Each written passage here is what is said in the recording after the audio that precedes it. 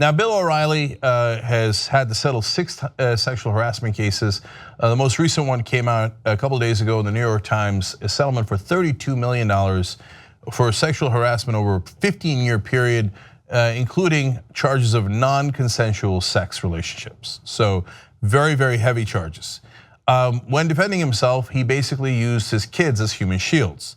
Over half a dozen times he said, "Oh, my kids, I would have fought it. I would have proved that it wasn't true. Instead, I paid $32 million because I didn't want my kids hurt." Well, how come you weren't thinking about that when you were sexually harassing those women over and over and over again? And then you weren't thinking about your kids. But then he went one step further, which was even uglier. Instead of talking about his kids, he started talking about somebody else's kids. In this case, Eric Bolling, his colleague at Fox News, back when they were both working there. Eric Bolling's son, we thought, had committed suicide. And here's what O'Reilly had to say. I urge you to think about what you put in your newspaper. Eric Bolling's son is dead. He's dead because of allegations made, in my opinion, and I know this to be true, against Mr. Bolling. No game. Now, that's when he was trying to convince the New York Times not to run that article. He was not successful, nor was he truthful. He says, "I know this to be true." Well, there's an important person who disagrees with you, Eric Bolling. He wrote in, "I believe it is beyond inappropriate for anyone to bring in the tragic death of my son, Eric Chase Bolling. Just as Bill O'Reilly had wanted to shield his children from the allegations against him, I hope he will honor my request and avoid any future mentions of my son." That is a very, very fair request, and I talked about it on the show and on social media on the day that happened. That our hearts go out to Eric Bolling for all of our significant disagreements with him politically and in policy. Family's a whole different thing, man.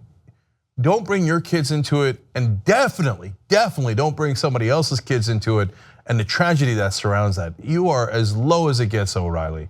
Now, and Bolling and O'Reilly used to be very tight at Fox News, good friends over there, but Bolling obviously pretty furious about that. He also added, "My parting from Fox News was in no way connected to the tragic news of my son's passing. The coroner has in fact indicated to us that they believe it was an accident." So he might not have even committed suicide, besides which we shouldn't be talking about this. But the only reason we are is because O'Reilly thought, what excuse am I gonna use? Because it's obvious based on the number of settlements and the amount of the settlements that I did this over and over and over again. Let me go hide behind someone else's son. Oh, such a bad guy. So when Bolling called him out on it, he said, "Okay, apologies to Eric Bolling and prayers for him and his family. The message I tried to send was the allegations harm kids, nothing more." Yeah, stop hiding. And then so Eric Bolling is classy and says, "Thanks, Bill, apology accepted." Okay, so that's one part of this. Now, O'Reilly's not done though. He's blaming his kids, other people, not blaming other people's kids, to be fair. Mainly just hiding behind them. "Oh, I could fight. It's not that I'm wrong, I'm totally right. I mean, they all made that stuff up and I gave them a combined $45 million anyway, even though I'm Bill O'Reilly and I love to fight. I just don't want to fight because of the kids." Oh, please. Now he's blaming someone else, God. Get a load of this on his own podcast, watch this. Am I mad at God? Yeah, I'm mad at him. I wish I had more protection. I wish this stuff didn't happen. I can't explain it to you. Yeah, I'm mad at him. If I die tomorrow and I get an opportunity, I'll say, "Why'd you guys work me over like that?" Well, God must be shaking in his boots. Oh no, he's entered the no spin zone. One day, Bill, you might enter the no spin zone, and that is a totally different area, by the way, if you are right. But if you're right and a God exists, my guess is he's not gonna be like, "Oh, Bill, good to see you, man. I'm just messing with you. Come on, don't take it personally."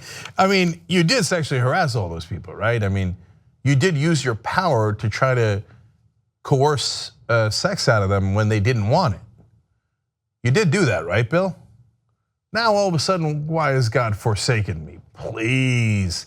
No thought about the kids or God when he's doing the acts. And we all heard the tapes, Bill. We didn't hear what you did to Liz Wheel. That was a $32 million settlement, and there are unbelievable allegations in there. But we heard what you did to Andrea Macris. She wouldn't participate at all. The guy calls in for phone sex, and he's like, oh yeah, I'm gonna rub a loofah on you, and then a falafel. He gets all confused. And where were your kids then? Oh yeah, they were in, I don't know if they were in the same house. I don't want to talk about your kids. For God's sake, man, stop bringing that stuff up. So anyway, he then gets into, well, God, why did you do that to me? I heard you, Bill. You were the one smearing the falafel on her when she didn't want to say anything. She didn't say a goddamn thing. She didn't tell you to do it. She didn't say, oh, that's hot. She didn't say, I'm into it. You would just call up your producer who works under you, who you have power over, who you could fire any day, and you would subject her to that stuff day in, day out.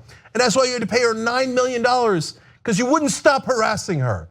God didn't make you do that. You did that. The great irony here is they don't believe in personal responsibility at all. They say, oh yeah, liberals don't care about personal responsibility. Hey, how about you? You paid $45 million in settlements because you did this to all these different women. Nope, not me. It must have been God. You know how God is. Why did you guys work me over like this? Who are these guys? What, the angels came down in like leather jackets, like, oh, let's go get Billo, okay? They're not your buddies.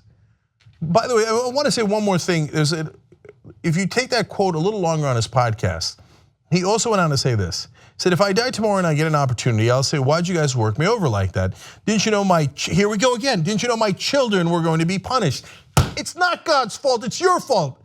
He says, and they're innocent. But then I think about people who have it much, much rougher than me. Oh, a tiny bit of empathy. And you know, I'm a big mouth, I'm a target, they're not targets. Oh, no, not empathy.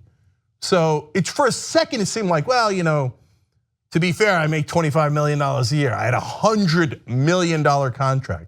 To be fair, I have all this power. I had this giant soapbox. I had millions of people listening to me. I had power over all the people who worked for me. I abused that power. Well, on the other hand, there's the little guys. Then he goes, the little guys have it good. They're not a target like me. Oh, me, I'm such a victim. I'm such a victim. Bill O'Reilly turned out to be the specialist snowflake on the planet. So all the things he has ever said against liberals is actually what he thought about himself. Oh my God, I'm the victim. I don't want any personal responsibility. And at the very end, a war on God himself. Yeah, there you go, Bill O'Reilly. That'll be what you're known for. Rank hypocrisy on top of the fact that you are a hopeless sexual harasser who couldn't stop even after paying all those settlements for all those other women. You still continue to do it over and over and again. Apparently you thought it was worth the price. But now that you've been caught, all of a sudden it's God's fault. Whatever you do, don't you dare start a war on Christmas. Watch the Young Turks commercial free, download it or stream it. Watch it any way you like at tytnetwork.com/join.